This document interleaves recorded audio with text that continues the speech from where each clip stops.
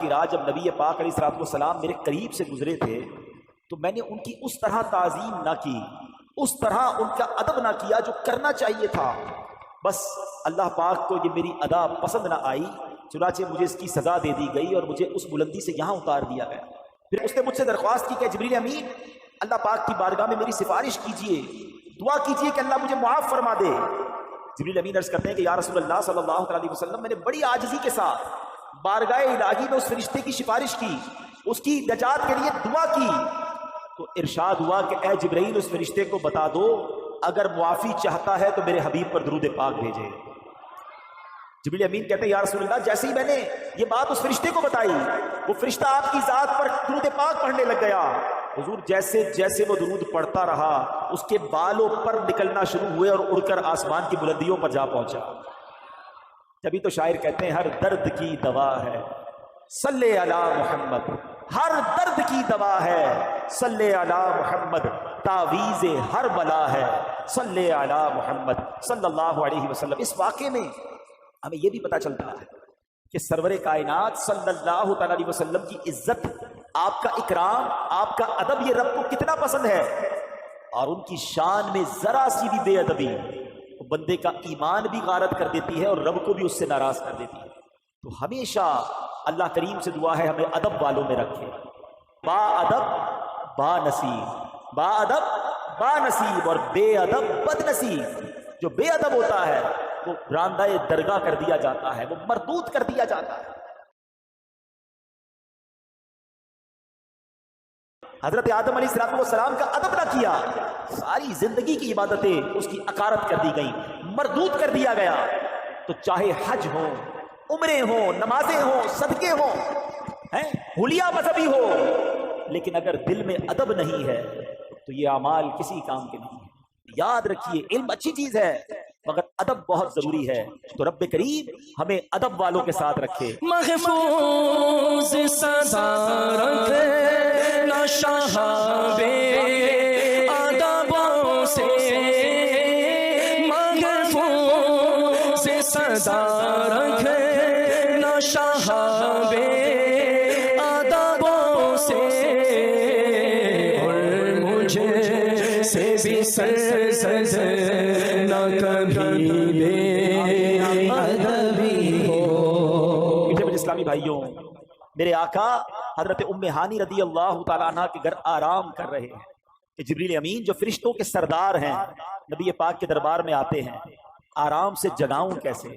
رب کا حکم ہے کہ محبوب کو بلایا جائے مگر محبوب آرام کر رہے ہیں۔ یہ وہی آرام ہے، مولا علی نے دیکھا کہ عصر کی نماز جاتی ہے تو چلی جائے، آقا کے آرام میں خلل نہ آئے۔ اب جبریل امین کو جگانا ہے، اللہ اکبر، بلاوا رب کی طرف سے ہے۔ سوچا کیسے جگاؤں، ادب کیا ہوتا ہے؟ عرض کیا کرتے ہیں جو اعلیٰ حضرت نے گویا قصیدہ معراج میں کہا کہ فرمایا یہی سما تھا کہ پے کے رحمت، خبر یہ لایا کہ چلیے حضرت، ذرا سمجھیے گا بات کو، کیا خبر لایا کہ چلیے حضرت تمہاری خاطر کشادہ ہے۔ کیا کشادہ ہے؟ جو کلیم پر بند راستے تھے۔ ذرا سوچئے یہ کون سا سفر تھا؟ تھوڑا سا پیچھے چلتے ہیں۔ حضرت موسیٰ علیہ السلام کو اللہ نے بڑا مقام دیا، in the whole world nobody have power to speak with اللہ سبحانہ وتعالی۔ حضرت موسیٰ سے پہلے کوئی ایسا نہیں تھا جو اللہ سے بات کر سکے بلا واسطہ، ڈائریکٹ ہے۔ آپ کو کلیم اللہ کہا گیا اور آپ اللہ سے بات کرنے کوہ طور پر جاتے تھے۔ کیسا مقام تھا؟ ان کو فیل کیسا ہوتا ہوگا کہ اس پوری کائنات میں I am one and only who can speak، جو اللہ کریم سے بات کر سکتا ہے، جس نے یہ کائنات بنائی ہے۔ اب دل میں تمنا جاگی، مولا کلام کی سعادت دی ہے، اب اپنا دیدار بھی کرا دے۔ رب ارنی، اے اللہ تجھے دیکھنا چاہتا ہوں۔ ارشاد کیا ہوتا ہے؟ لن ترانی، اے موسیٰ تم مجھے دیکھ نہیں سکو گے۔ پھر ارشاد فرمایا کہ اے موسیٰ اس پہاڑ پر ہم اپنی تجلی نازل کرتے ہیں، اگر یہ پہاڑ اپنی جگہ پر رہا تو پھر تم دیکھ پاؤ گے۔ مگر جب اس پہاڑ پر یعنی کوہ طور پر تجلی ڈالی گئی، وہ پہاڑ جو ہے وہ ریزہ ریزہ ہو گیا۔ حضرت موسیٰ بھی اس تجلی کو برداشت نہ کر سکے اور بے ہوش ہو گئے۔ کلیم اللہ کی تمنا بھی دیکھنا ہے، کہا گیا لن ترانی، آقا آرام کر رہے ہیں اور بلایا جا رہا ہے۔ صلاۃ والسلام میں ایک شعر سنتے ہیں، آج ذرا تسلی سے سمجھ لو اس کو۔ کس کو دیکھا یہ موسیٰ سے پوچھے کوئی، آنکھ والوں کی ہمت پہ لاکھوں سلام۔ کس کو دیکھا یہ موسیٰ سے پوچھے کوئی، کس کو دیکھا یہ موسیٰ سے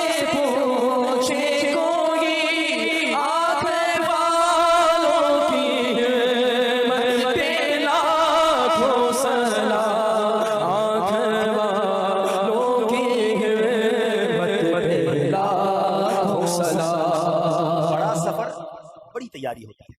आपने अपने घर से अपने ऑफिस जाना है और ज्यादा सामान लेकर नहीं जाते, लेकिन अगर आपने 3 दिन के मदनी काफिले में जाना है तो आप 3 दिन का सामान लेकर जाते हैं। अल्लाह मक्के मदीने की हाजिरी बार बार अता फरमाए। जब मक्के मदीने जाते हैं तो जरा बड़ा बैग बन जाता है, एहराम भी होता है, कपड़े भी होते हैं, सामान और होता है। जितना बड़ा ट्रैवल उतनी बड़ी तैयारी। ये सफर कहाँ का था, ये कितना बड़ा सफर था। हाजिरी देनी थी बारगाह इलाही में, जन्नत का मुशाहिदा करना है, आसमानों की सैर करनी है, फरिश्तों की बारात आई है लेने। तैयारी कैसी करवाई गई? नबी पाक को हतीम में लाया गया, काबा मुशर्रफा का वो हिस्सा जो काबे का हिस्सा है, अल्लाह करीम वहां भी बार बार हाजिरी अता फरमा। हतीम में लाया गया, वहां नबी पाक के सीना अक़दस को चीरा गया और उसमें नूर की बरसात की गई, हिकमतें दाखिल की गई, फिर सीना अक़दस को बंद कर दिया गया। आज लोग कहते हैं साइंस ने बड़ी तरक्की कर ली है, ओपन हार्ट सर्जरी होती है। सुनो, 1450 साल पहले एक बार नहीं, नबी पाक की 4 बार ओपन हार्ट सर्जरी हुई। मगर ये कैसी सर्जरी थी? ना कोई टांके का निशान है, ना कोई तकलीफ है। आका देख रहे हैं कि दिल को बाहर निकाला गया है और नबी पाक के सामने नूर डाला जा रहा है। अल्लाह अकबर, ये भी नबी पाक का मौजज़ा है। और फिर वो सफर शुरू होता है। अब नबी पाक मक्का पाक से बैतुल मुकद्दस जाते हैं। सुभान अल्लाह, बैतुल मुकद्दस का सफर ये बुराक पर किया जाता है। बुराक की बात भी सुन लो, है जितना प्यारा मेहमान वैसी सवारी भेजी जाती है ना। अगर कोई बहुत बड़ी शख्सियत हो तो उसको जरा अच्छी गाड़ी में बुलाया जाता है, नॉर्मल बंदे को कहा जाता है आप आ जाइएगा, ठीक है। और बहुत ही ज्यादा मौजूद बंदा कहता है किसी दोस्त की अच्छी वाली गाड़ी लेके भेजूं, इतनी बड़ी शख्सियत है, उसके स्टैंडर्ड की कोई सवारी होनी चाहिए। अल्लाह ने अपने पास अपने हबीब को बुलाना है, सवारी भेजी, जन्नती सवारी, बुराक। अच्छा, बुराक जो था उसकी स्पीड क्या थी जरा सुनिएगा।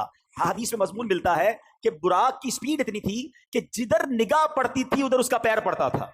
यानी अगर आप सोचें कि अगर आप बिल्कुल खुले मैदान में खड़े हो जाएं या समुद्र पे चले जाएं तो कितने दूर तक हमारी नजर जाती है। जिधर तक आई साइड जाती थी उधर वो एक कदम रखता था, अगला कदम उधर रखता था, दोबारा आई साइड जिधर जाती थी। इतनी स्पीड से ये ट्रेवल हुआ। और सुभान अल्लाह, बुराक के अंदर एक जबरदस्त शॉक ऑब्जर्वर भी था।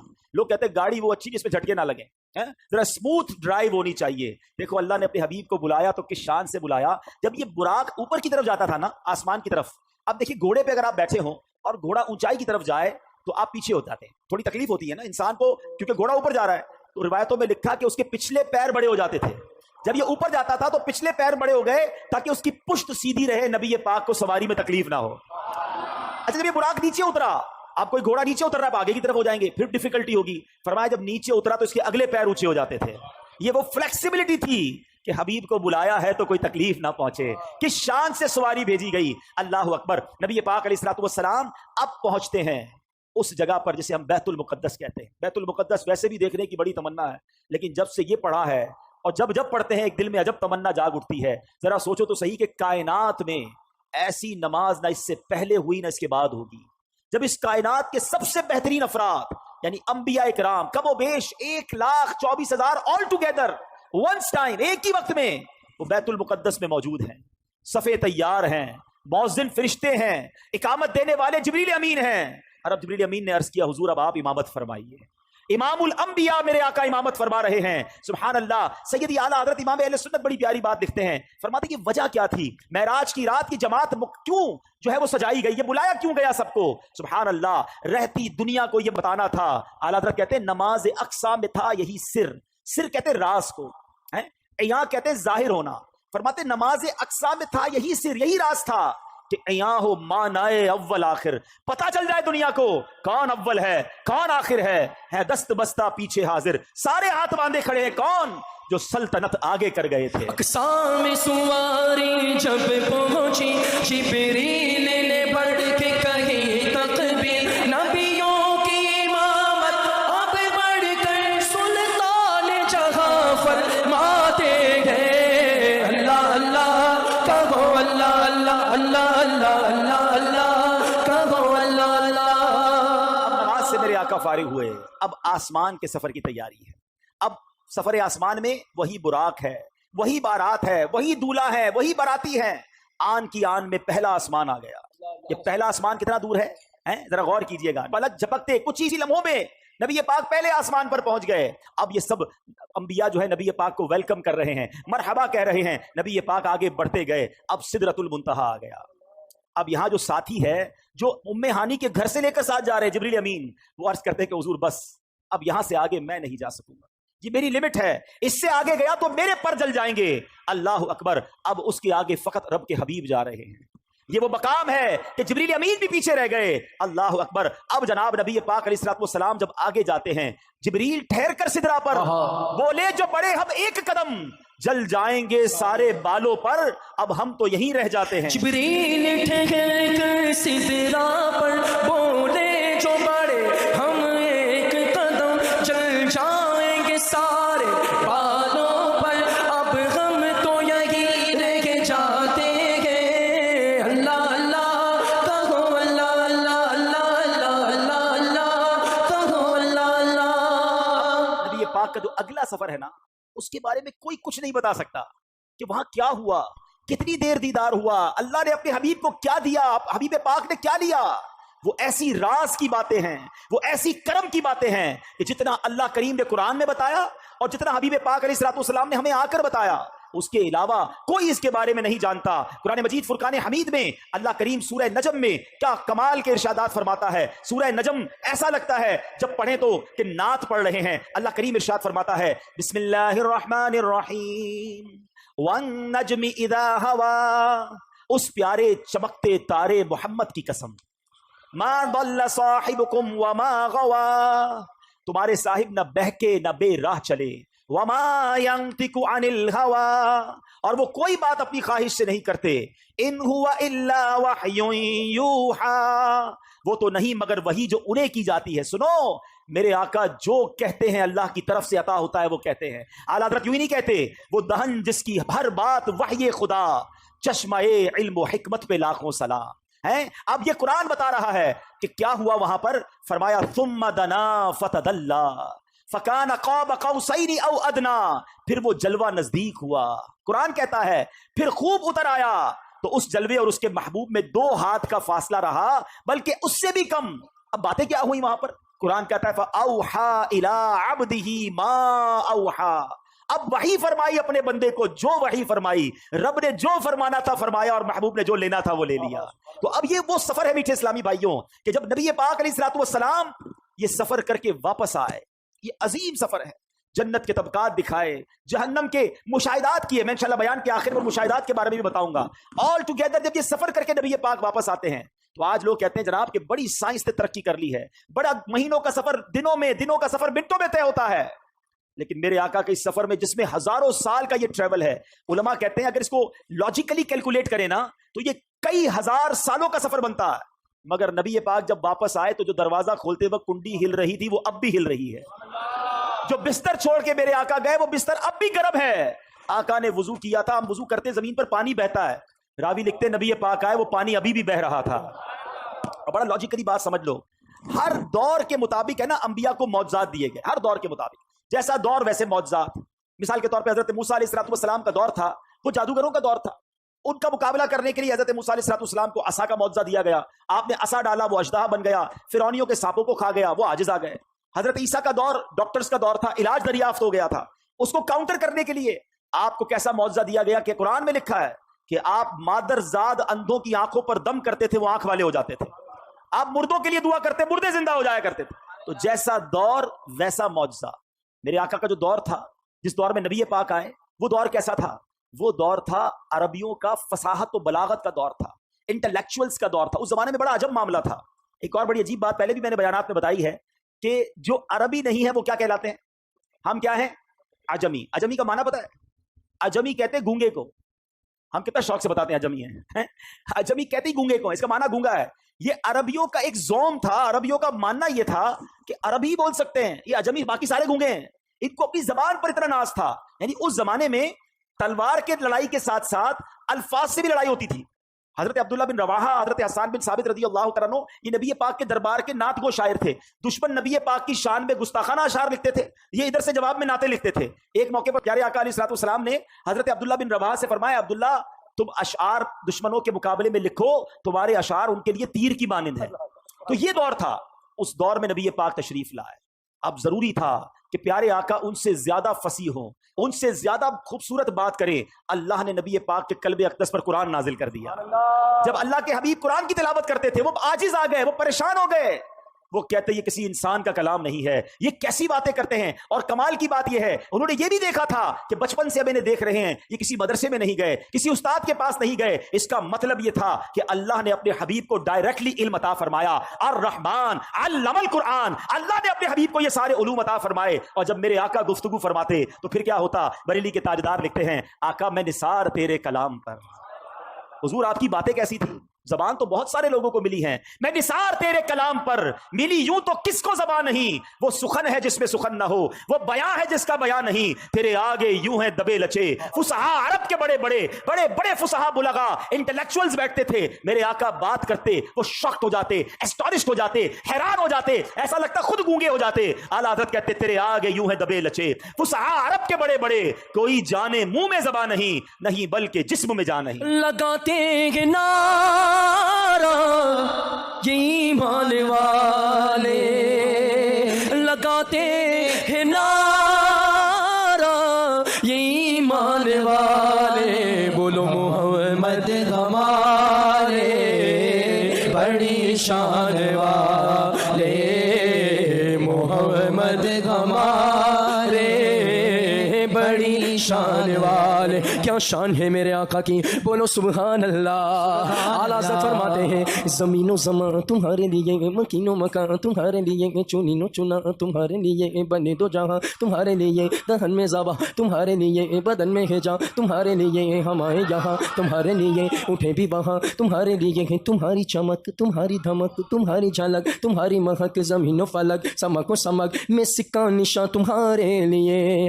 کون دیتا ہے دینے کو منہ چاہیے، بولو دینے والا ہے سچا ہمارا نبی محمد ہمارے بڑی شان والے. میں عرض کر رہا تھا کہ یہ تو وہ دور تھا نا کہ جس میں انٹلیکچوئلز تھے، فصحا تھے، ان کا مقابلہ نبی پاک نے جب گفتگو کی تو ان کے پاس کوئی جواب نہیں تھا. مگر میرے آقا کا دور وہاں ختم تو نہیں ہو گیا نا. لا نبی بعدی، میرے آقا کے بعد تو کسی نبی نے نہیں آنا. اب میرے آقا کا دور صبح قیامت تک ہے. تو ہو سکتا ہے آج کا یہ ماڈرن دور کوئی ماڈرن نوجوان آ کر کہے، سائنسدان آ کر کہے کہ جناب اب تو سائنس نے اتنی ترقی کر لی، تمہارے نبی تو اونٹوں اور گھوڑوں پر سفر کرتے تھے، آج ہم جناب چاند پر پہنچ گئے، مریخ پر پہنچ گئے، بڑا راکٹوں کا زمانہ آ گیا ہے، سپر سونک ایئر کرافٹ بن رہے ہیں، آواز کی رفتار سے زیادہ تیز طیارے بن گئے. بتاؤ کیا اسلام میں تمہارے نبی کے پاس کوئی ایسا معجزہ ہے جو آج کی سائنس کو جواب دے سکے؟ اللہ اکبر. سنو تو صحیح، ہزاروں سال کا سفر کر کے میرے آقا آتے ہیں اور کنڈی ابھی ہل رہی ہے. گویا ہوا یہ کہ کم وقت میں نہیں بلکہ نبی پاک نے یہ سارا سفر 9 ٹائم میں کیا، وقت وہی ٹھہرا ہوا تھا. ماجرا یہ ہے، اب عشق والا جواب سن لو. دراصل بات یہ ہے کہ میرے آقا تو سارے جہان کی جان ہے نا. جب جان چلی گئی تو جہان رک گیا تھا، آقا واپس آئے جہان نے پھر چلنا شروع کر دیا. اعلیٰ حضرت کہتے ہیں نا وہ جو نہ تھے تو کچھ نہ تھا، وہ جو نہ ہو تو کچھ نہ ہو، جان ہے وہ جہان کی، جان ہے تو جہان ہے. اللہ اکبر. نبی پاک تشریف لائے اور اب صبح کے وقت میرے آقا نے ام ہانی رضی اللہ تعالیٰ عنہا کو جب یہ واقعہ سنایا، آپ نے کہا میرے آقا مکے والوں کو بتائیے گا نہیں، وہ مانیں گے نہیں، یہ ایسی بات ہے یہ اور آپ کی مخالفت کریں گے. ذرا غور کیجیے، وہ وقت تھا جب فقط 40-50 تقریباً 80-90 کے قریب مسلمان تھے، زیادہ مسلمان نہیں ہوئے تھے. 11 سن نبوی کا وقت ہے اور میرے آقا نے فرمایا میں نے تو ضرور بتانا ہے. نبی پاک نے مکے والوں کے سامنے بتانا شروع کیا. ابو جہل بدبخت کہتا ہے اے محمد صلی اللہ تعالی علیہ وسلم، جو آپ مجھے کہہ رہے ہیں میں اگر مکے والوں کو جمع کر لوں انہیں بھی کہیں گے؟ بالکل. مکے والے جمع کر لیے گئے. تو بتائیے آپ کیا کہہ رہے تھے؟ پیارے آقا علیہ الصلوۃ والسلام نے فرمایا کہ میں رات کے تھوڑے حصے میں بیت المقدس سے ہو کر آیا ہوں، میں آسمانوں کی سیر کر کے آیا ہوں. اللہ اکبر. مکے میں شور بچ گیا. ابو جہل نے نبی پاک کی گستاخی کرنا شروع کی. کہا دیکھو یہ کیسی بات کرتے ہیں. کفر والے تو تھے ہی تھے، کچھ ایمان والے بھی تذبذب ہو گئے. جو کمزور ایمان والے تھے ان پر بھی امتحان کی گھڑی آ گئی. یاد رکھیے گا واقعہ معراج جہاں نبی پاک کی شان اور قدر و منزلت کو بیان کرتا ہے، وہاں یہ ایمان والوں کا امتحان بھی ہے، یہ ٹیسٹ بھی ہے کہ تمہیں اپنے نبی پر کتنا اعتماد ہے. اللہ اکبر. جب یہ شور شرابہ ہوا تو مکے والوں نے کہا کہ آج موقع اچھا ہے ابو بکر صدیق کو پیارے آقا سے دور کرنے کا. یاد رہے سیدنا صدیق اکبر اس زمانے میں بھی بڑے معزز تھے، بڑے بیپاری تھے، ان کا مسلمان ہونا کافروں کو بڑا کھٹکتا تھا. انہوں نے کہا کسی طرح ان کو دور کر دو، اسلام کمزور ہو جائے گا. فوراً پہنچے صدیق اکبر کے گھر پر، دروازہ کھٹکھٹایا، دروازہ کھلا. کہا ابو بکر تم جانتے ہو تمہارے نبی کیا کہتے ہیں جن کا تم بڑا نام لیتے ہو، بڑا عجیب دعویٰ کرتے ہیں. کہا بتاؤ کیا کہتے ہیں؟ کیا وہ کہتے ہیں کہ رات کے تھوڑے حصے میں میں بیت المقدس سے ہو کر آیا ہوں. اچھا یہ اعتراض کیوں تھا؟ پہلے تھوڑا ٹیکنیکلی سمجھ لو. بیت المقدس جو ہے وہ 1 مہینے کا راستہ تھا. اونٹ پہ جائیں گھوڑے پہ جائیں تو مکے سے بیت المقدس 1 مہینے کا راستہ, واپس آئیں پھر 1 مہینے کا راستہ, 2 مہینے کا سفر. نبی پاک کا کلیم یہ تھا کہ میں رات عشاء بھی یہیں پڑھی ہے, فجر بھی یہیں پڑھی ہے, اور تھوڑی دیر میں ہو کر آ گیا ہوں. ان کو سمجھ نہیں آ رہی تھی, لاجک یہ کہتی تھی کہ ہو نہیں سکتا ہے, مگر ہر چیز لاجک سے جواب نہیں دیا جاتا. صدیق اکبر نے یہ ہمیں سکھا دیا ہے. وہ دروازے پر گئے, کہا ابو بکر تم جانتے ہو تمہارے نبی کیا کہتے ہیں؟ کیا کہتے ہیں؟ کہتے رات کے تھوڑے حصے میں بیت المقدس سے ہو کر آ گیا ہوں. کہا واقعی میرے آقا کہتے ہیں؟ ہو سکتا ہے سوال کرنے والے نے سوچا ہو کہ اب تذبذب آ رہا ہے, ہیزیٹیشن آ رہی. کہا ہاں تمہارے نبی یہی کہتے ہیں. اگر میرے آقا فرماتے ہیں تو حق فرماتے ہیں, سچ فرماتے ہیں. کہ اے ابو بکر تم تو بڑے ہوشیار, بڑے عقل مند, تم کیسے یقین سے کہہ سکتے ہو یہ سچ ہے؟ کیا کمال کا جواب دیا. فرماتے میں تو اس سے بڑی خبروں کی تصدیق کرتا ہوں. جب نبی پاک مجھے آسمان کی خبر دیتے ہیں کہ جبریل آتے ہیں, قرآن لاتے ہیں, وحی نازل ہوتی ہے, نہ جبریل کو دیکھا نہ قرآن نازل ہوتے دیکھا, میں نبی پاک کی جب ان باتوں کو مانتا ہوں تو میں اس کو بھی مانتا ہوں. اب ذرا جو میں بات سمجھانا چاہ رہا ہوں عقیدے کی, ٹھیک ہے, ہر 27 رجب کو یہ معاملہ ہوتا ہے. ہاں اس دن سے لے کر آج تک ہو رہا ہے کہ اس دن کچھ لوگ کہتے ہیں یہ کیسے ممکن ہے, یہ اتنی دیر میں اتنا بڑا سفر کیسے ہو گیا. اور کچھ دیوانے ہیں جو کہتے ہیں شاہ دولہ بنا آج کی رات ہے. یہ نصیب والوں کا حصہ ہے. صدیق اکبر کی راہ پر چلنے والے, ان کے نقش قدم پر چلنے والے مرحبا یا رسول اللہ کے نعرے لگا رہے ہیں, ساری دنیا میں معراج کی خوشیاں منا رہے ہیں. اور جو ابو جہل کو دیکھ رہے ہیں کہ ابو جہل نے وہاں بھی آرگیومنٹ کیا تھا, وہ آج بھی یہ سوال کر رہے ہیں کہ نہیں جناب یہ معراج جو ہے یہ روحانی تھی, یہ خواب میں تھی, یہ فزیکلی نہیں تھی. ارے بڑا آسان, بچے بھی سمجھ جائیں گے آج اگر میں جس بات کو سمجھانے جا رہا ہوں. میں آپ سے سوال کرتا ہوں, اگر نبی پاک نے 27 رجب کی صبح یہ دعویٰ کیا تھا, یہ کلیم کیا تھا کہ میں خواب میں بیت المقدس گیا ہوں, تو کسی کو کوئی اعتراض بنتا ہے؟ آپ کا بچہ صبح اٹھ کر کے ابو رات مدینے گیا تھا خواب میں, ابو پھر اس کے بعد لاہور بھی گیا, امریکہ بھی گیا, صبح اٹھا تو بستر پر ہی تھا, تو آپ کہیں گے بیٹا کوئی بات نہیں, میں بھی رات گھومتا ہی رہتا ہوں خواب میں, کوئی ٹینشن کی بات نہیں, خواب میں سارے جا رہے ہوتے ہیں. یعنی کمال یہ ہے کہ ابو جہل اور مکے والوں کا یہ اعتراض کرنا اور یہ جھگڑا کرنا اور حضرت ابو بکر صدیق کے دروازے تک جانا, یہ اس بات کی دلیل ہے کہ نبی پاک نے اس صبح یہی کہا تھا کہ میں فزیکلی بنفس نفیس جسم و روح کے ساتھ اس سفر پر گیا تھا. عقل مندوں کے لیے اشارہ کافی ہے. تو بہرحال میرے بیچ اسلامی بھائیوں, یہ سفر کمپلیٹ ہوا, مگر اس سفر میں ایک اور بڑا کمال کا کام ہوا. نبی پاک علیہ الصلوۃ والسلام کو ایک تحفہ دیا گیا, اور وہ تحفہ کیا ہے؟ نماز کا تحفہ دیا گیا. اچھا نماز کی اہمیت کو سمجھو, اور احکام جو ہے نا شریعت کے, وہ زمین پر جبریل امین لے کر آئے. حج, روزہ, زکات, بہت سارے احکام وہ آسمان سے جبریل امین آتے تھے, مگر نماز کی اہمیت سمجھو کہ نبی پاک کو عرش پر اور اس کے بھی آگے بلا کر یہ تحفہ دیا گیا. یہ تحفہ وہاں دیا گیا تاکہ اندازہ ہو کہ اس کی اہمیت کیا ہے. مگر جب میرے آقا واپس آ رہے ہیں تو حضرت موسیٰ علیہ الصلوۃ والسلام سے ملاقات ہوگی کہ اے محمد صلی اللہ علیہ وسلم, رب کی بارگاہ سے کیا لائے ہو؟ پیارے آقا فرماتے ہیں کہ مجھے 50 نمازیں میری امت پر فرض کی گئی ہیں. حضرت موسیٰ کہتے ہیں اے محمد صلی اللہ علیہ وسلم واپس جائیے, کم کروا کر لائیے, میں نے بنی اسرائیل میری قوم کو دیکھ لیا ہے, یہ 50 نہیں پڑھ سکیں گے. نبی پاک پھر جاتے ہیں, واپس آتے ہیں, 45 ہو جاتی ہیں. بتائیے 45 ہو گئی, کہا نہیں اور جائیے, یہ زیادہ ہے, کم کروائیے. پھر جاتے ہیں, 40 ہو جاتی ہیں. پھر جاتے ہیں 30, 35, 30. آپ عرض کرتے رہے, پیارے آقا جاتے رہے. یہ تھوڑا سا رک جاتا ہوں. ایک اور بات اس میں سیکھنے والی ہے کہ نبی پاک کی رسائی کیسی تھی.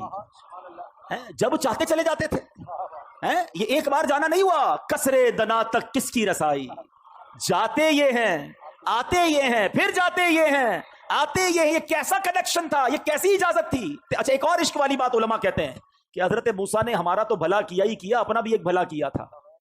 کوہ طور پر دیکھنا چاہتے تھے نا, نہیں دیکھ پائے نا. آج بھی کچھ اشاق پتہ ہے جو مدینے سے آتا ہے نا, اس کی آنکھوں کا دیدار کرتے ہیں کہ ہم نے مدینہ نہیں دیکھا, ان آنکھوں نے مدینہ دیکھا, ان آنکھوں کو چوم لوں.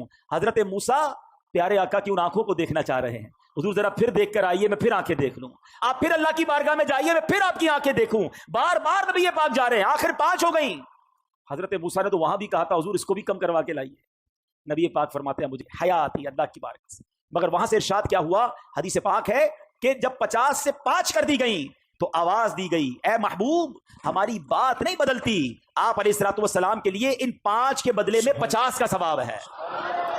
اے مسلمانوں, یہ تحفہ معراج کی رات ملا. آج سب نیت کر لیں کہ آج کے بعد ہماری کوئی نماز قضا نہیں ہوگی, کچھ بھی ہو جائے. یہ بہانے نہ کیا کرو نماز کے ساتھ, طبیعت ٹھیک نہیں ہے, سر میں درد ہے, اگلے جمعے سے پڑھ لوں گا, رمضان آنے دو پھر پڑھ لوں گا. جس طرح کھانا پینا ہمیں نہیں چلتا نا کھائے پیے بغیر, نماز زندگی کا وہ لازمی حصہ ہونی چاہیے. کھڑے ہو کے نہیں پڑھ سکتے, بیٹھ کے پڑھے, بیٹھ کے نہیں پڑھ سکتے, لیٹ کے پڑھے, بیمار ہیں لیٹ کے نہیں پڑھ سکتے, اشارے سے پڑھے. اگر نماز معاف نہیں ہے تو آج یہ نیت کرنی ہے انشاءاللہ. یہ معراج کی رات ہمیں یاد دلاتی ہے. اچھا مزے کی بات ہے, نبی پاک کی معراج تو رب کی بارگاہ میں حاضری ہے, اور نماز کو مومن کی معراج کہا گیا. اور پتہ یہ کدھر لے جائے گی نماز؟ جب نبی پاک نے رب کا دیدار کیا تو دل کے کسی کونے میں قابل تو نہیں مگر تمنا تو جاگتی ہے نا کہ کاش ہم بھی اپنے رب کو دیکھیں. جس خالق نے بنایا، جس خالق کی کائنات ایسی ہے، میرا وہ خالق کیسا ہوگا. تو اب سنو، احادیث میں یہ مضمون ملتا ہے کہ جو نمازی ہوگا اس کو بروز قیامت اللہ کا دیدار کروایا جائے گا. تو اللہ کا دیدار کرنا ہے نا تو پھر نماز پڑھنی ہے انشاءاللہ. اب نماز قضا نہیں ہوگی انشاءاللہ. ایک اور عقیدے کی بات، عشق کی بات ہے. لوگ کہتے ہیں دنیا سے پردہ فرمانے کے بعد کوئی مدد نہیں کر سکتا. نمازیں وہ 5 پڑھتے ہیں. ہاں بھائی 50 نہیں پڑھتے. یہ مدد کس نے کی تھی؟ یہ مشورہ کس نے دیا تھا؟ حضرت موسیٰ علیہ السلام نے. وہ تو پردہ فرما چکے تھے. تو اگر مدد مانگنا غیر اللہ سے اور وہ بھی دنیا سے چلا گیا غلط ہے تو پھر ان لوگوں کو تو 50 پڑھنی چاہیے. ہم تو مانتے ہیں بھائی کہ اللہ والے دنیا سے جانے کے بعد بھی مدد فرماتے ہیں. تو اب یہ سمجھنے والی بات ہے کہ یہ احادیث میں ہے. اللہ کے حبیب فرما رہے ہیں کہ مجھے حضرت موسیٰ نے کہا کہ جائیے واپس عرض کیجئے. تو اس کا مطلب یہ ہوا کہ اللہ کے نیک بندے اور انبیاء تو سبحان اللہ، انبیاء، صحابہ، اولیاء اللہ کے کرم سے یہ دنیا سے پردہ فرمانے کے بعد بھی مدد کرتے ہیں. یہ یقیناً ہمارا عقیدہ ہے کہ جتنے یہ جو بزرگان دین ہیں یہ مرنے کے بعد جو بھی ہیلپ کرتے ہیں یہ اللہ کی عطا سے کرتے ہیں. یہ ہمیشہ یاد رکھیے، بِإِذْنِ اللہ، اللہ انہیں یہ پاور دیتا ہے اور وہ رب کی عطا سے کسی کی مدد کرتے ہیں. ہر نبی، ہر ولی، ہر صحابی وہ محتاج ہے رب کا، رب کسی کا محتاج نہیں ہے. تو اگر یہ عقیدہ ہے تو اس میں کوئی پرابلم نہیں ہے اور اس میں کنفیوز ہونے کی بھی ضرورت نہیں ہے. بہرحال میرے میٹھے اسلامی بھائیوں، اس واقعے کے بعد کچھ بڑے عجب واقعات بھی ہوئے جو نارملی آپ نے نہیں سنے ہوں گے. کہ ایک سفر معراج کے بعد نبی پاک علیہ السلام گھر آئے تو گھر سے باہر جب آئے تو ایک کنیز کو دیکھا جو رو رہی تھی. بیچاری کمزور سی کنیز تھی اور اس کے ہاتھ میں ایک آٹے کا تھیلا تھا. نبی پاک نے فرمایا کیوں رو رہی ہو؟ کہتی حضور میں فلاں غیر مسلم کی کنیز ہوں، میرے مالک نے مجھے چکی میں آٹا پسوانے کے لیے بھیجا، میں بیمار ہوں، چل بھی نہیں پاتی ہوں، اب مجھے دیر ہو گئی ہے، مجھے ڈر ہے کہ اب میں یہ آٹا لے کر لیٹ پہنچوں گی نا تو مجھے بہت ڈانٹے گا، مجھے سزا دے گا. بیچاری چل بھی نہیں پا رہی تھی. اللہ کے حبیب، رب کے حبیب ابھی ابھی معراج سے آئے ہیں، اتنا بڑا شرف پا کر آئے ہیں، مگر نبی پاک نے فرمایا اچھا چلو میں تمہارے ساتھ چلتا ہوں، تمہارے مالک کے پاس تمہاری سفارش کر دوں. نبی پاک نے اس کنیز کا آٹے کا تھیلا اٹھا لیا. تھوڑی دیر رکتا ہوں، مجھے اور آپ کو کوئی بڑا مقام مل جائے تو اب غریب تو گئے نا، ان سے ملنے کی کیا ضرورت ہے؟ بھائی میرے تو تعلقات کدھر ہیں، میں تو فلاں پروگرام میں جاتا ہوں، مجھے تو ادھر بٹھایا جاتا ہے، میرا تعلق بڑے لوگوں سے. آپ پرانے دوست، غریب رشتہ دار، ان کا کیا کرنا ہے؟ ارے عرش کے دولہا بن کر آئے ہیں اور کنیز کے آٹے کا تھیلا اٹھا رہے ہیں. تیری عاجزی پہ لاکھوں، تیری سادگی پہ لاکھوں، وہ سلام عاجزانہ مدنی مدینے والے. سنو، میرے آقا اس کے گھر پہنچ گئے، دروازہ کھٹکھٹایا. وہ نبی پاک علیہ السلام کو جب دروازے پر غیر مسلم دیکھتا ہے تو ہکا بکا رہ گیا. جانتا تھا کہ یہ مسلمانوں کے نبی ہیں. تو کہا آپ کیسے تشریف لائے؟ تو فرمایا کہ یہ تمہاری کنیز ہے، پریشان تھی، ڈر رہی تھی تمہارے پاس آنے کے لیے، اس کو معاف کر دو. تو بتائیے وہ کیا کہتا ہے، وہ جو غیر مسلم تھا کہتا ہے پہلے مجھے بتائیے آپ کو آج رات معراج نصیب ہوئی ہے نا؟ غیر مسلم کہتا ہے اے محمد صلی اللہ تعالی وسلم آج رات آپ کو معراج نصیب ہوئی ہے؟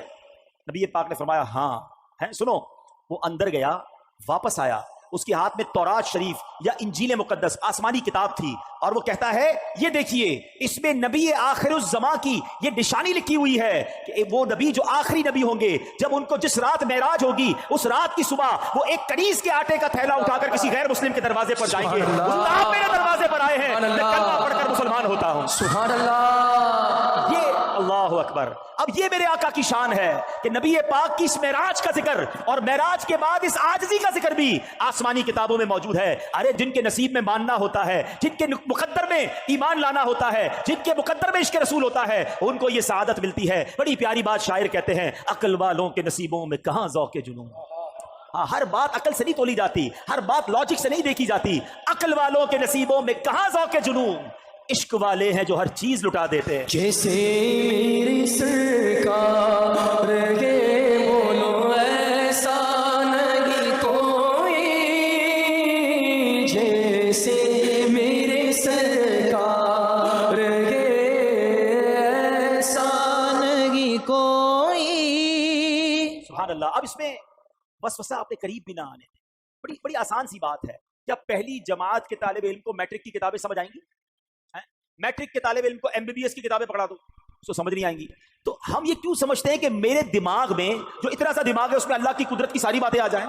آج سے تھوڑے عرصے پہلے تو بلیک ہول کے بارے میں سنا ہی نہیں تھا، اب پتہ چلا دنیا میں کوئی بلیک ہول بھی ہے، اب جناب اور کہکشائیں دریافت ہو رہی ہیں. ہر بات عقل سے اور میری عقل میں آ جائے تو ہی ٹھیک ہے. یہ میری عقل کا ہی فطور ہے. ارے جب اللہ اور اس کے رسول نے فرما دیا تو اب میرا کام ماننا ہے. ہمارا وہ پنجابی لوگ بڑی پیاری بات کہتے ہیں اسی منن والے سوچن والے نہیں ہیں. منن والے بنے، ماننے والے بنے. ہمارا کام لبیک کہنا ہے. مجھے بتاؤ نا، آج سے 50 سال پہلے کوئی سوچ سکتا تھا کہ کوئی ایسا فون بھی ہوگا جس میں تار نہیں ہوگا؟ اچھا جناب، اس میں ہم آواز کے ذریعے بھی بات کریں گے، ویڈیو کے ذریعے بھی ایک دوسرے کو دیکھ سکیں گے. سچی بات بتاؤں، یہ کرامتیں معجزات سمجھانا اب سائنس نے بڑا آسان کر دیا ہے. پیران پیر دستگیر کیا کہتے ہیں؟ فرماتے ہیں نظرت الی بلاد اللہ جمعا کخردلۃ علی حکم اتصالی. غوث پاک کہتے ہیں میں اللہ کے شہروں کو اس طرح اپنی ہتھیلی پہ دیکھتا ہوں جیسے رائی کے دانے کو دیکھتا ہوں. اب جناب باقی لوگ، ہو سکتا ہے کسی کے ذہن میں وسوسہ آئے کہ یہ کیسے ممکن ہے کہ غوث پاک بغداد میں ہوں اور ساری دنیا کو ہتھیلی پہ دیکھیں. اب سائنس نے بڑا آسان کر دیا. 5-10 ہزار کا موبائل لے لو، 100 روپے کا انٹرنیٹ ڈلوا لو، گوگل کی اپلیکیشن ڈالو، بولو دنیا کا کون سا شہر دیکھنا ہے، تمہارا گھر بھی اس میں نظر آ سکتا ہے. ذرا سرچ کرو تو آپ کی گلی نظر آتی ہے. ارے مجھ جیسا گناہگار چھوٹے سے موبائل کو لے کر ساری دنیا دیکھے. میرا غوث اگر اللہ روحانی کنیکشن دے دے تو تمہیں کیا اعتراض ہے؟ تو اے میرے میٹھے اسلامی بھائیوں، اپنے اللہ نے اپنے ولیوں کو، صحابہ کو، اولیاء کو، انبیاء کو یہ کمالات عطا کیے ہیں. اس میں ہمیں سوچنا نہیں چاہیے. ایک آخری واقعہ سنا کر بیان ختم کرتا ہوں. واقعہ بڑا کمال کا ہے. ایک شخص شیخ شہاب الدین سہروردی رحمۃ اللہ تعالی فرماتے ہیں کہ شیخ ابن سکینہ کا ایک مرید تھا. اس کی ذمہ داری تھی کہ وہ ہر جمعے کو جو صوفیاء کرام نماز کے لیے آتے تھے ان کی جا نماز وغیرہ مسجد میں بچھاتا تھا. پھر نماز کے بعد فارغ ہو جاتے تو مصلی واپس اٹھا کر خانقاہ میں رکھ دیتا. تو اس کو وسوسے آتے تھے معراج کے حوالے سے. کیسے ہو سکتا ہے، اتنا بڑا سفر بھی ہوا، رات بھی نہیں بیتی، تو اس کو وسوسے آتے رہتے تھے. وہ جا نماز لے کے، جمعے کا دن تھا، وہ نکلا اپنے گھر سے. کہا بھی ٹائم ہے، راستے میں دریا دجلہ آیا تو اس نے وہاں کا تھوڑی دیر میں نہا لیتا ہوں. اس نے جا نماز وغیرہ رکھی، کچھ کپڑے وپڑے اتارے اور دریا میں لگایا غوطہ. جیسے ہی غوطہ لگایا تھوڑی دیر بعد ڈبکی لے کے باہر نکلا تو سارا منظر ہی چینج. کپڑے بھی نہیں، مسلے بھی نہیں، بالکل نیا کنارہ. بڑی مشکل سے جسم ڈھانپتا ڈھونڈتا باہر نکلا. معلوم کیا میں کدھر ہوں؟ تو کہا یہ تو مصر ہے. ڈبکی لگائی بغداد میں اور نکلا مصر میں. اب اس کو اندازہ، اچھا اس زمانے میں تو کوئی ٹیلی فون نہیں تھا کہ گھر والوں کو بتاتا میں ادھر آ گیا ہوں، یا کوئی فیکس کر دیتا. کہا اب تو لگتا ہے زندگی ادھر ہی گزرے گی. وہ گیا کسی سونار کے پاس، سونار سے کام وام سیکھا، نوکری کرنا شروع کی. اور وہاں اس سونار نے جب اس کا کام اچھا دیکھا، کچھ عرصے بعد اپنی بیٹی سے اس کی شادی کر دی. 7 سال یہ بندہ ادھر ہی رہا. 7 سال کے اندر اس کے 3 بچے بھی پیدا ہو گئے. اس کے بعد پھر کسی وقت وہاں نہانے آیا. اب اس نے جو ڈبکی لگائی تو نکلا دریا دجلہ میں. وہ جا نمازیں بھی پڑھی ہیں، وہ کپڑے بھی پڑے ہیں. حیران، کپڑے پہنے، جا نمازیں اٹھائیں. وہاں پہنچا تو وہی جمعے کا دن ہے. جا نمازیں بچھائیں، لوگوں نے جمعہ پڑھا. اس کے بعد پیر صاحب کے پاس آیا اور پیر صاحب کو کہا کہ پیر صاحب ایسا ایسا واقعہ ہوا ہے، آج ہی کے دن میں 7 سال گزار کر آ گیا ہوں. پیر صاحب نے کہا کوئی وسوسہ تو نہیں آتا تھا تمہیں؟ کہا ایک وسوسہ آتا تھا. کیا آتا تھا؟ کہا میں سوچتا رہتا تھا کہ یہ معراج کا جو سفر ہے یہ اتنا بڑا سفر ہوا اور وقت کیسے نہیں گزرا. پیر صاحب کہتے ہیں اللہ نے تجھے وہ سب کچھ دکھا دیا ہے.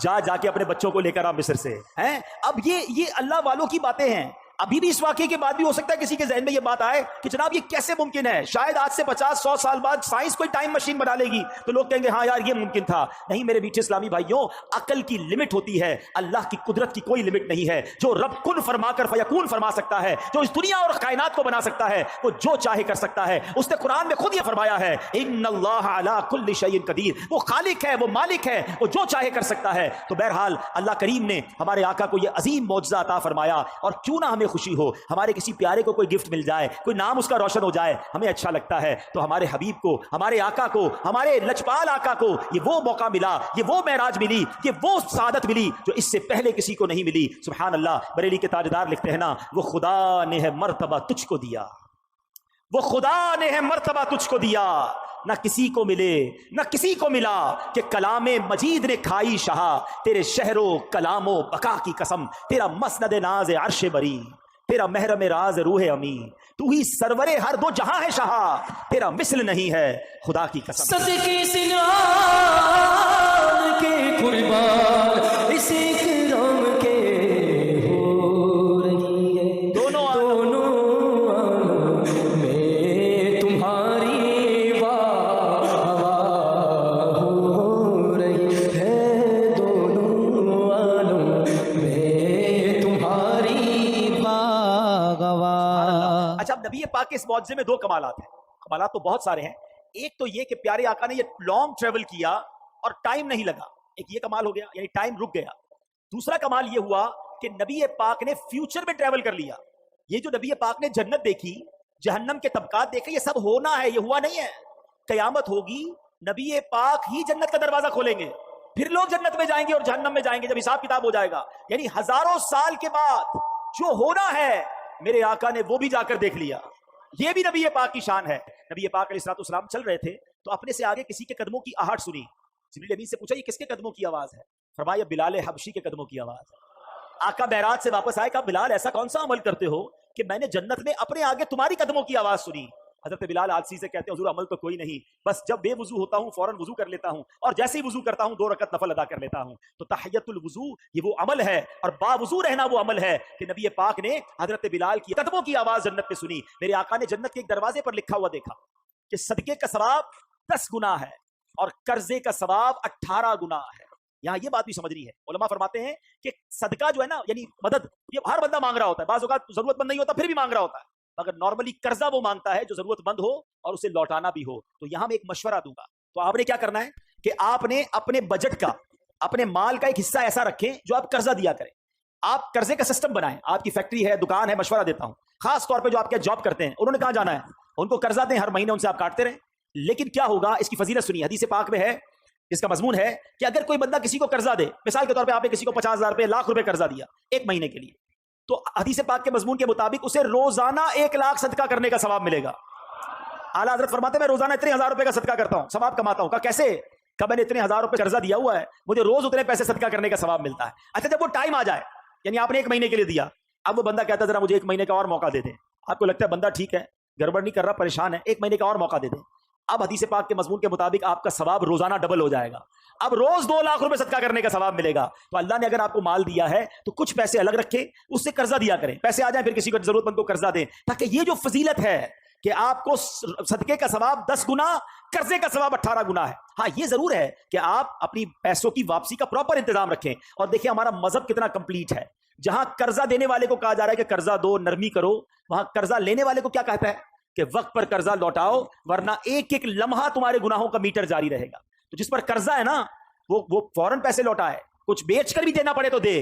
کیونکہ آپ کو یاد ہوگی وہ حدیث کہ ایک صحابی کا جب وصال ہوا تو نبی پاک نے جب بتایا گیا کہ یہ قرضہ ہے ان کے اوپر, تو آقا نے فرمایا میں ان کی نماز جنازہ نہیں پڑھوں گا. نبی پاک نے جنازہ پڑھنے سے منع کر دیا. پھر کسی نے قرضہ اتار دیا یا اپنے ذمے لیا, پھر نبی پاک نے نماز ادا فرمائی. تو یہاں یہ سیکھنے کو ملا کہ قرضہ دینے کا ثواب ہے, مگر قرضہ لینے والا وقت پر قرضہ لوٹائے. یہاں ایک بڑا پرابلم ہے کہ جو قرضہ لیتا ہے اس کا اسٹائل ہی چینج ہو جاتا ہے. پہلے منتیں کر رہا تھا حضور دے دیں, آپ کی فکر ہی نہ کریں, آپ کے پیسے ٹائم پہ دے دوں گا. اس کے بعد نہ فون اٹھاتا ہے نہ وہ ملتا ہے, بلکہ باتیں بھی عجیب عجیب کر رہا ہوتا ہے. ایسا اب نہ کریں, کیونکہ چند غلط لوگوں کی وجہ سے اب لوگوں نے قرضہ دینا ہی چھوڑ دیا ہے. اور یہ قرضہ ختم ہونا جو ہے نا, یہ سود کی طرف لوگ چلے گئے. کہتے ہیں بھائی میں تمہیں پیسے دوں گا, مجھے کیا ملے گا. بے رحم ہو جاتا ہے انسان. سود اتنا برا عمل ہے کہ یہ انسان کو پیسے سے ایسی محبت کروا دیتا ہے کہ وہ بے رحم ہو جاتا ہے. مسلمان مرتا ہے تو مر جائے, کہتا ہے میں پیسے دوں گا, مجھے کیا ملے گا. نہیں, ضرورت مند کی مدد کرو, انشاءاللہ تمہیں وہ اجر ملے گا جو قیامت کے دن تمہارا بیڑا پار کر دے گا. ٹھیک ہے. تو یہ اسی طرح اب نبی پاک نے جو جہنم میں ملاحظات کیے, یہ ذرا اس میں چند باتیں سن لیں, پھر بیان کو ختم کرتے ہیں. کہ پیارے آقا علیہ الصلوۃ والسلام نے جہنم میں ایسے لوگوں کو دیکھا کہ ان کے پیٹ بڑے بڑے کمروں کی مانند ہیں. فرمایا یہ کون ہیں؟ تو بتایا گیا یہ سود کا کام کرنے والے ہیں. خدا کے واسطے اس سے توبہ کر لو, نکل آؤ. سود کے اندر جو غرق ہوا وہ برباد ہی ہوگا. یہ اللہ سے جنگ کرنا ہے. لوگ کہتے کیا کروں, کاروبار ختم ہو جائے گا. ارے تم رب سے جنگ کر رہے ہو, سب کچھ ویسے ہی ختم ہو جائے گا. ادھر ختم نہیں ہوگا تو آخرت میں کیسے جواب دو گے. کسی بھی صورت سود کے قریب نہ جائیں. معراج کی رات یہ عذابات کیوں دکھائے گئے؟ اللہ کے حبیب دیکھ کر آئیں اور آ کر اپنی امت کو بتائیں, انہیں ڈرائیں. مگر یہ امت ہے کہ انہیں پتا بھی ہے پھر بھی یہ کام کر رہے ہوتے ہیں. نبی پاک نے دیکھا کچھ لوگ مردار کھا رہے ہیں. فرمایا یہ کون ہے؟ جبریل امین نے کہا حضور یہ لوگوں کی غیبت کرتے تھے. جو غیبت کرتے ہیں, دوستوں میں بیٹھ کر لگائی بجھائی, اس کی برائیاں خدا کے واسطے نہ کریں. گے بہت بڑا گناہ اور جہنم میں لے جانے والا کام ہے. اللہ سلامت رکھے امیر اہل سنت کو یہ بار بار ایسے نعرے نہیں لگائے جاتے دعوت اسلامی میں کہ غیبت کے خلاف جنگ جاری رہے, غیبت سے بچنا ہے. آگے چلیں. نبی پاک علیہ الصلوۃ والسلام نے دیکھا کہ کچھ عورتوں اور مردوں کو دیکھا جن کو ان کی چھاتی کے ساتھ لٹکایا گیا. فرمایا کون ہے یہ؟ کہا کہ حضور یہ منہ پر عیب لگانے والے اور پیٹھ پیچھے برائی کرنے والے. اللہ اکبر. نبی پاک نے ایسے بھی لوگوں کو دیکھا کہ جن کے ہونٹ پکڑ پکڑ کر گل پھاڑے جا رہے ہیں, پھر وہ ٹھیک ہو جاتے ہیں. عرض کیا کہ جھوٹ بولنے والے ہیں, بات بات پر جھوٹ بولتے ہیں, کیسے برداشت کریں گے. ایسے لوگوں کو دیکھا کہ جن کے سر کچلے جا رہے ہیں, پھر ٹھیک ہو جاتے ہیں, پھر بڑے پتھر سے کچلے جاتے ہیں. فرمایا کون ہے یہ؟ کہا حضور نماز کے وقت ان کے سر بوجھل ہو جاتے تھے. آج کسی کو نماز کے لیے چلو, کہ آپ چلیں, میں ذرا طبیعت ٹھیک نہیں ہے, میں ذرا تھکا ہوا ہوں, میں بعد میں پڑھ لوں گا. نماز کے نام سے سر بوجھل ہو جاتا ہے. توبہ کیجیے, نماز کے لیے ایکٹیو ہو جائیے. جہاں ہم نے واقعہ معراج سنا, دلوں کو خوشی ملی, वहां अपनी लाइफ में, अपनी जिंदगी में तब्दीली भी लाएं। अल्लाह करे कि आज की रात हमारी जिंदगी का टर्निंग पॉइंट बन जाए। आपको कोई कहे कि यार तुमने तो झूठ बोलना छोड़ दिया, तो आप कहें कि नबी पाक की मेराज आई, इस खुशी में मैंने झूठ से तौबा कर ली। यार आप माशाल्लाह फजर में भी नजर आ रहे हैं, 5 नमाजें पढ़ रहे हैं, अल्हम्दुलिल्लाह मेरे आका को मेराज की रात नमाज का तोहफा मिला, मैंने 5 वक्त नमाज पढ़ने की नीयत कर ली। ये मजा है ना कि आपकी जिंदगी में ये शबे मेराज बदलाव क्या लाई कि आपने सूद छोड़ा, आपने हराम छोड़ा। और फिर देखें मेरे आका की बारगाह में जब आप ये तोहफा पेश करेंगे कि हुजूर आपकी मेराज की खुशी में मैंने इन बुरे कामों से तौबा की और अब बाकी जिंदगी इंशाअल्लाह आपकी सुन्नत के मुताबिक और दीन के अहकाम के मुताबिक गुजारूंगा, तो फिर हम तो गुलाम है ना। गुलाम अपनी हैसियत के मुताबिक तोहफा देता है और बादशाह अपने कर्म के मुताबिक देता है। फिर जब नबी पाक अता फरमाएंगे तो हमारी झोलियां भर देंगे। तो है मेरे मीठे इस्लामी भाइयों, आज नियत कर ले इंशाअल्लाह कि आज के बाद हराम रोजी के करीब भी नहीं जाएंगे इंशाअल्लाह। फजीलत है वो सुन लेते हैं। मेरे आका अलैहिस्सलाम फरमाते हैं जो 27 रजब का रोजा रखे अल्लाह पाक उसके लिए 60 महीने के रोजों का सवाब लिखता है। हजरत सलमान फारसी रदी अल्लाह तआला रिवायत करते हैं कि प्यारे आका अलैहिस्सलाम ने इरशाद फरमाया, रजब में एक दिन और रात है, जो इस दिन का रोजा रखे और रात को इबादत करे तो गोया उसने 100 साल के रोजे रखे और 100 साल शब बेदारी की। और ये रजब की 27 तारीख है। हदीस पाक में है कि रजब में एक रात है कि इसमें नेक अमल करने वाले को 100 साल की नेकियों का सवाब मिलता है। वो रजब की 27वीं रात है। जो इस रात में 12 रकात पढ़े, गौर से सुन लें, और हर रकत में सूरह फातिहा और उसके बाद कोई भी सूरत मिला ले और हर 2 रकात पर अत्तहियात पढ़े और पूरी 12 रकत पढ़ने के बाद सलाम फेरे, यानी एक ही सलाम से पढ़नी है 12 रकतें। हर 2 रकत बाद अत्तहियात पढ़ के फिर खड़े हो जाए, सूरह फातिहा के साथ कोई भी सूरत मिला ले, बेहतर है 3-3 बार सूरह इखलास पढ़ लें, ठीक है। अब जब 12 रकतें पूरी हो जाएं तो फिर आपने 3 तस्बीहां पढ़नी है। 100 बार क्या पढ़ना है? सुब्हानल्लाहि वल्हम्दुलिल्लाहि वला इलाहा इल्लल्लाहु वल्लाहु अकबर, ये 100 बार पढ़ें। फिर 100 बार इस्तिगफार पढ़ लें, अस्तगफिरुल्लाह अस्तगफिरुल्लाह अस्तगफिरुल्लाह रब्बी मिन कुल्लि ज़ंबि व अतूबु इलैह, ये पढ़ लें। और फिर 100 बार दुरूद पाक पढ़ लें। जब ये वजीफा कंप्लीट हो जाए तो नबी पाक फरमाते हैं अपनी दुनिया और आखिरत के लिए जिस चीज के बारे में दुआ मांगेगा और सुबह को रोजा रखेगा, अल्लाह पाक उसकी सब दुआएं कबूल फरमाएगा, सिवाय उस दुआ के जो गुनाह के लिए हो। माज़अल्लाह अगर कोई अपने गुनाह के काम के लिए दुआ करेगा तो वो कबूल नहीं होगी। अल्लाह पाक हम सबको अमल करने की तौफीक